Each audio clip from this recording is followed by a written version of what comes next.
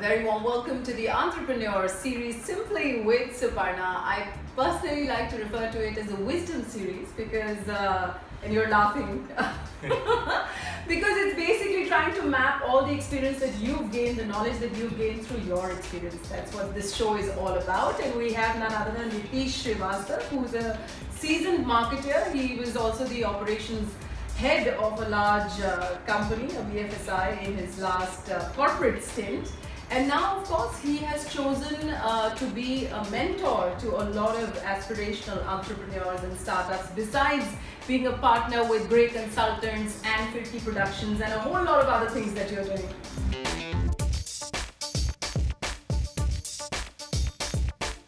I think one of the I'm glad you refer to me as a mentor rather than an entrepreneur, because that's the role I actually see myself in as, because there's no point learning stuff if you can't pass it on, or other people can't learn from your experience and take a little bit of a shortcut. So I think the great part about being considered a mentor is that you also seem to be a bit of a shortcut to success for people who don't have to go through all the grind that you went through. And I think that helps a lot of people to do that. And I guess if I can even be partly successful in doing some of that, that would be really worthwhile. Mentor actually just shows you the path or the alternatives that are available, and the choice is yours, and then he kind of nudges you into different directions. Right. But mentoring definitely, I think, for a lot of startups and a lot of budding entrepreneurs, is a very critical role, and if they can find a good mentor, I think it really works towards adding a lot of value to what they're doing. A mentor actually is turned out to be, quite honest, has been life. In that fashion, there are so many people that I've learned from, as part of my corporate journey, as part of looking at it. So I really cannot pinpoint and put my finger down on one mentor, but I would really take a collective of all these experiences, which I guess is what we call our life, as being my mentor. There are a lot of lessons it has taught me, some good, some not so good, some horrible, but it's all added, I think, to make me a little more complete with every experience that I've had. I think, to me, a lot of opportunity lies in social entrepreneurship. May not have the same levels of profitability, but the ability to change people's lives. Right. I will use a buzzword, but because I frankly think nothing has happened in that sector. So we have a lot of noise around fintech, but I don't think anything has happened in fintech. Okay. Right? Not much innovation. Nothing. I'm saying nothing. Right. So I don't believe that there is any innovation in automating processes and systems. But replicating something that already existed in the offline world and making it automated is not fintech in my view. As an investor, I don't look at a fancy business plan. I don't look at what your deck looks like. What I am looking for really is the entrepreneur very clear about the purpose of his business? One.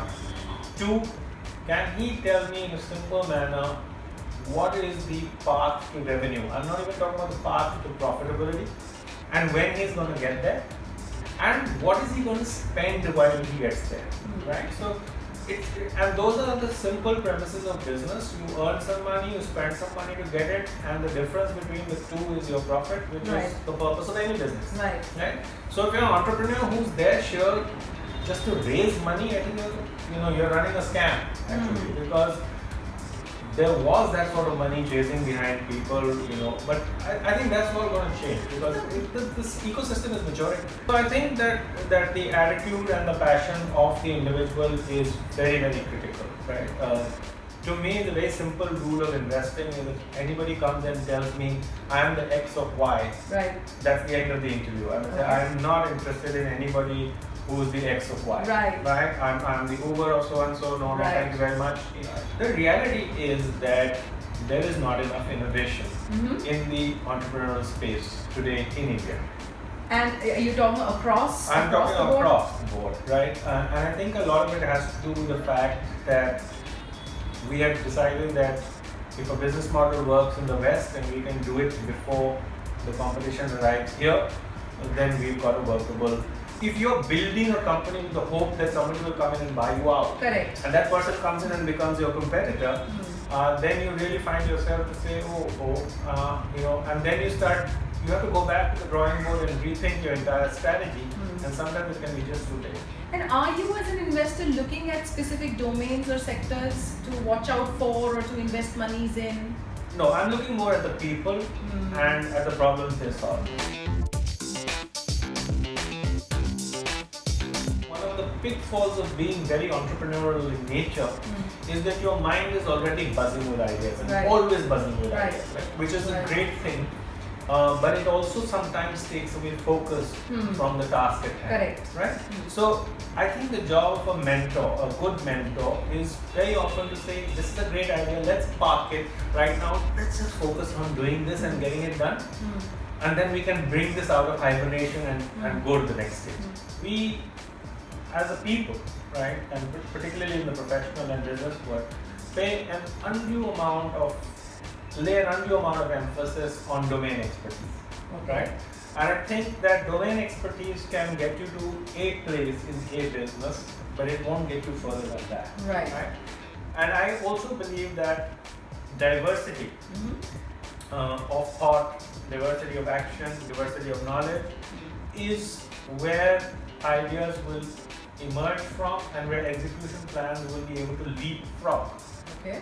I think you have to at a conceptual level be able to understand the concepts that work and then allow people who are experts in a way to be able to, fly and take root. But you have to provide them the direction, and I think that's the job of a mentor at any point in time, whether it's within the organization or as an independent mentor to entrepreneurs. It's also about the ability to challenge a little bit of convention, right? So if you do not have any capability or capacity to take risk, you cannot.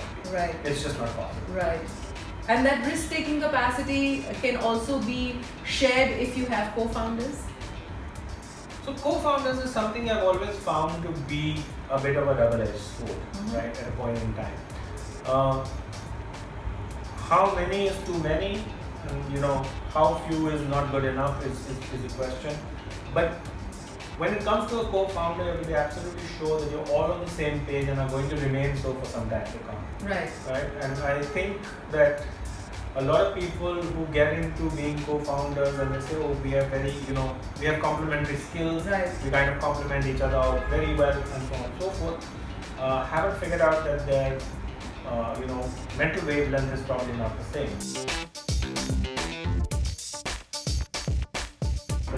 Should be to change somebody's life for the better. In no matter how small or large a fashion that you do, but I think it has to make a difference in people's lives.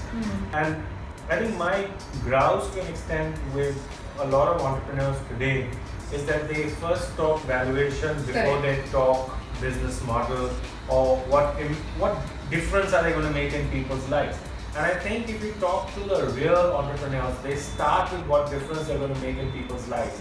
And they would probably not even mention the valuation of their company at any point in time, right? So I think that's something that, again, I think it's got a little amplified because there's so much talk of valuation and so much talk of investments.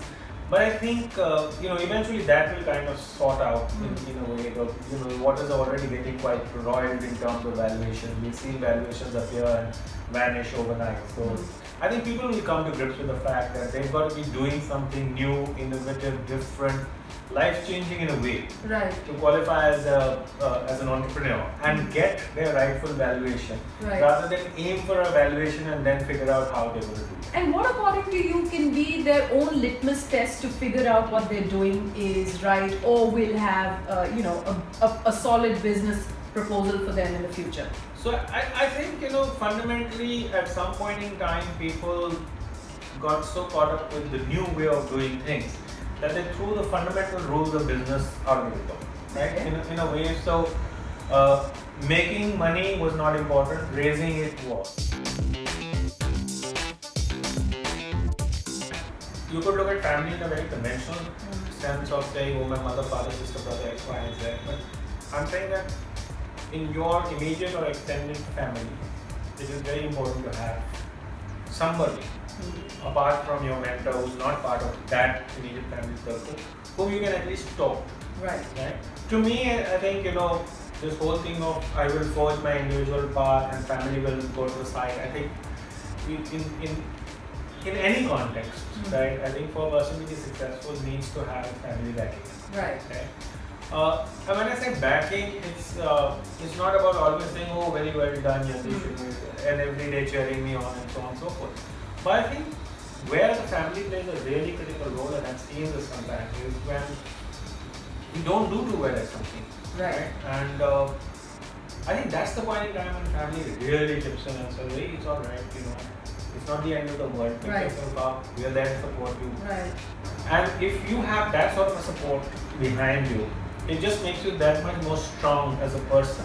Right. I don't think any entrepreneur could have made his journey without the support of either a spouse or any one family member really kind of looking at it.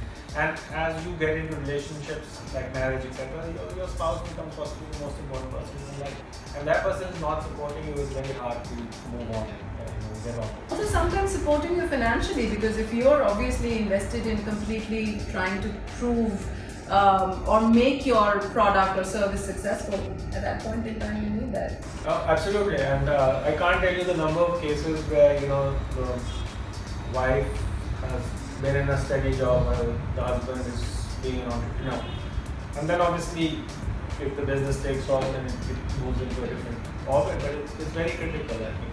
So if you're somebody who has passion, who's looking to innovate in the fintech space or in the social entrepreneurial space, I think he's the guy to look out for.